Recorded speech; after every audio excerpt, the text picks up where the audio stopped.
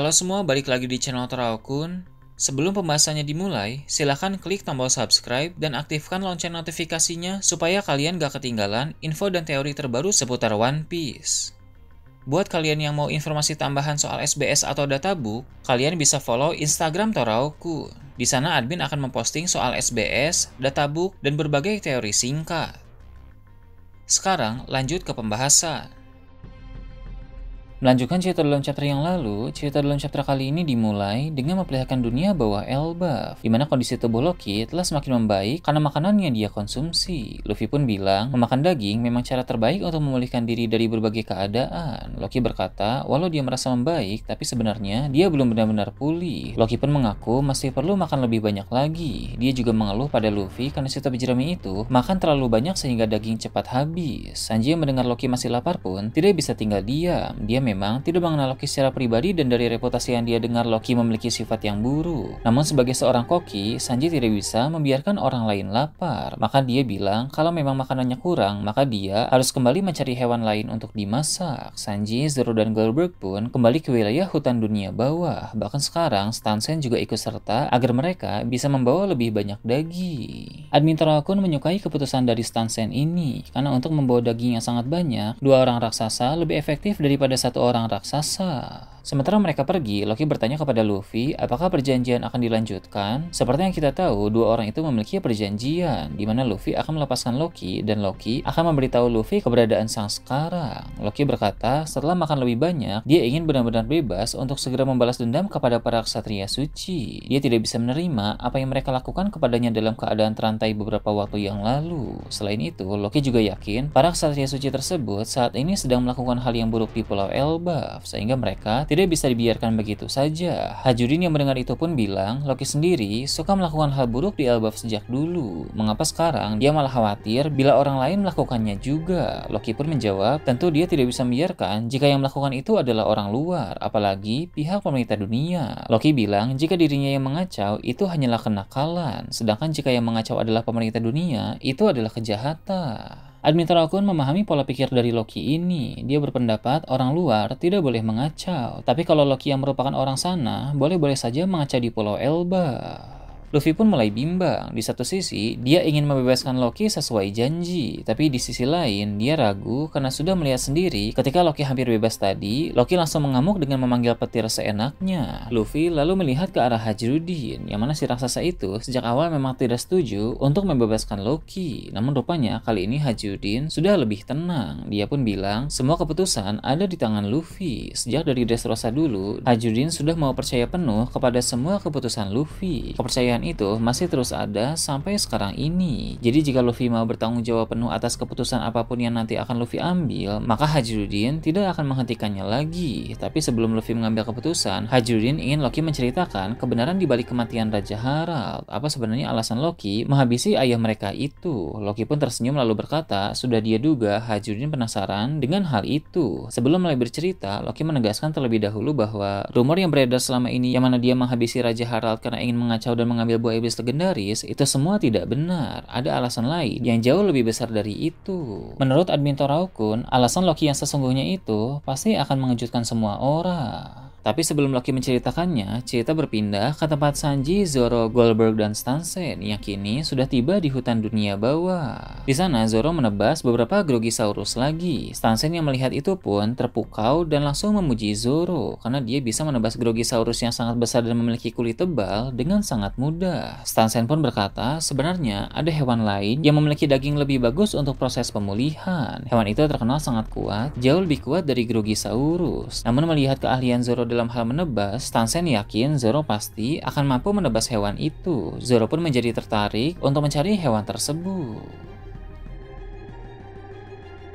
Setelah beberapa saat pergi masuk lebih dalam ke dalam hutan Elbaf, di sana mereka menemukan suatu lubang besar. Lubang itu adalah gerbang masuk menuju ke dunia paling bawah. Seperti yang admin Torakun bahas beberapa waktu yang lalu, dulu sebenarnya di Elbaf ada 4 wilayah utama. Dunia paling dasar, dunia bawah, dunia matahari, dan dunia surga. Namun karena air laut semakin naik dari masa ke masa, maka dunia paling dasar pun telah terendam air laut. Sehingga kini tinggal tersisa 3 wilayah utama saja. Nah, lubang besar itu adalah gerbang masuk menuju ke wilayah paling dasar. Namun karena wilayah di sana sudah terendam air, tidak ada lagi penduduk yang tinggal di sana, bahkan tak ada juga yang mau masuk ke sana. Goldberg bilang, dari rumor yang beredar, di dunia paling dasar itu ada banyak harta karun, termasuk juga buah iblis legendaris. Jadi, buah iblis legendaris Elbaf tidak hanya ada satu, melainkan ada dua. Yang satu telah dimakan oleh Loki dan yang satu lagi ada di dunia paling dasar itu. Namun tak ada yang berani masuk ke sana karena terlalu dalam. Sepanjang sejarah, hanya Loki saja yang pernah mencoba masuk ke sana. Dulu diketahui bahwa sebelum Loki memakan buah iblis, dia pernah mencoba mengambil buah iblis di dunia paling bawah itu, namun dia gagal. Akhirnya Loki pun memutuskan untuk mengambil buah iblis legendaris di kastil Elbaf saja karena terbilang lebih mudah.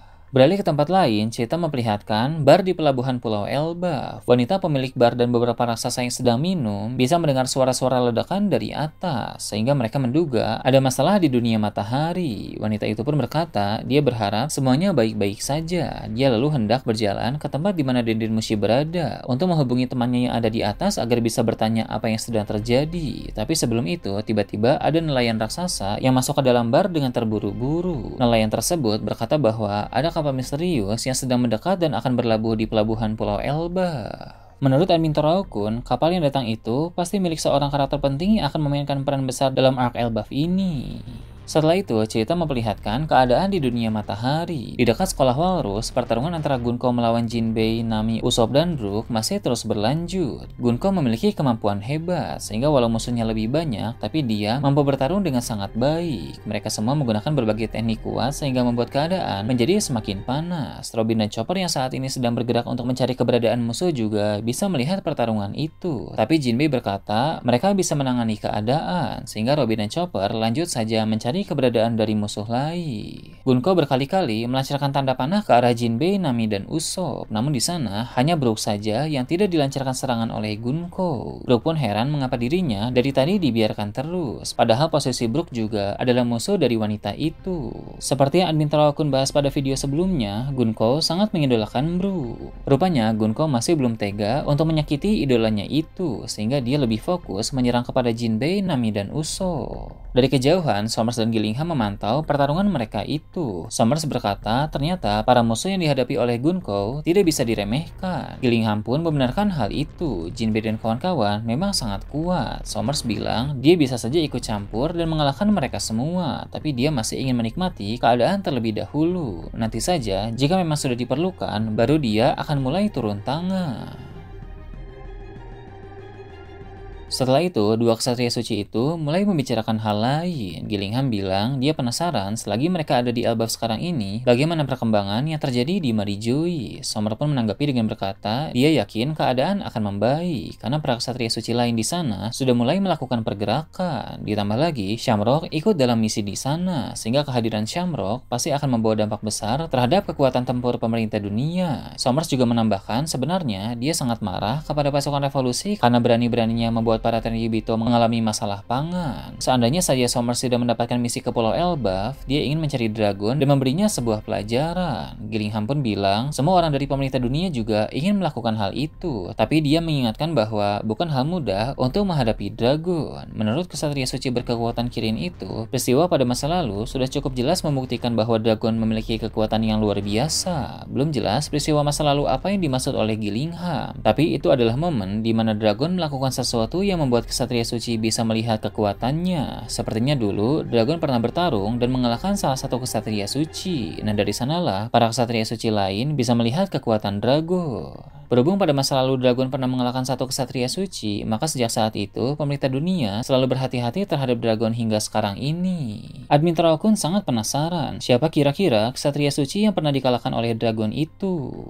Kemudian Gillingham dan Sommers mulai membicarakan tentang Sabo. Mereka juga membenci sang kaisar api itu karena telah berani mendeklarasikan perang langsung di Marijui. Menurut Gillingham, dari kabar terbaru yang dia dengar, Sabo tidak mati dalam peristiwa di kerajaan Lulusia. Ada beberapa saksi mata yang melihatnya dalam perjalanan di sebuah kapal setelah kehancuran Lulusia terjadi. Gillingham bilang Sabo adalah orang yang sangat potensial, jadi dia harus cepat-cepat dihentikan sebelum semakin berkembang. Selain itu, ada pula alasan lain yang membuat pemerintah dunia harus segera segera menghabisi Sabo. Berdasarkan informasi yang Gillingham ketahui, sang pengguna kekuatan merah-merah Nomi itu sempat melihat Im Sama di ruangan tahta kosong. Somers pun berkata, dia juga sempat mendengar kabar tersebut beberapa waktu yang lalu. Tak boleh ada orang luar yang melihat Im Sama untuk saat ini, sehingga Sabo yang telah melihatnya harus menjadi salah satu target yang diprioritaskan. Somers yakin saat ini sudah ada ksatria suci lain yang telah diberi misi khusus untuk memburu Sabo.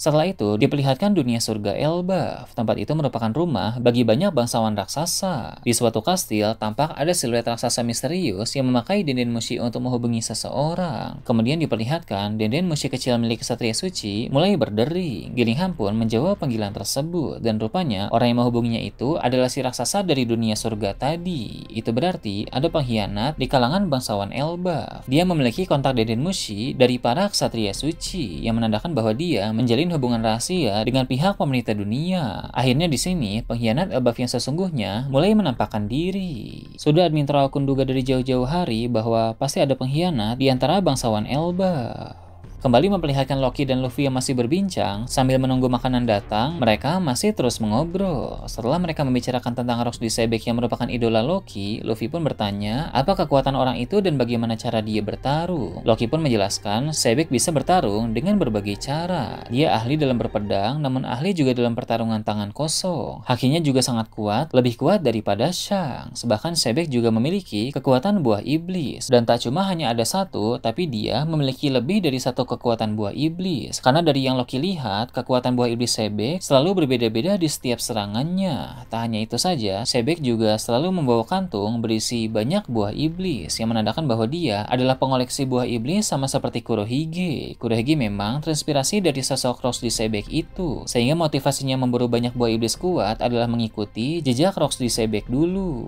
Loki juga mengatakan hal yang lebih mengejutkan lagi, yang mana rupanya salah satu dari buah iblis Sebek itu ada di Pulau Elbaf ini. Berhubung tadi Goldberg berkata bahwa ada rumor yang mengatakan di dunia paling dasar Elbaf itu ada buah iblis yang misterius, maka menurut admin Traukun, itulah salah satu buah iblis milik Rox D. Sebek.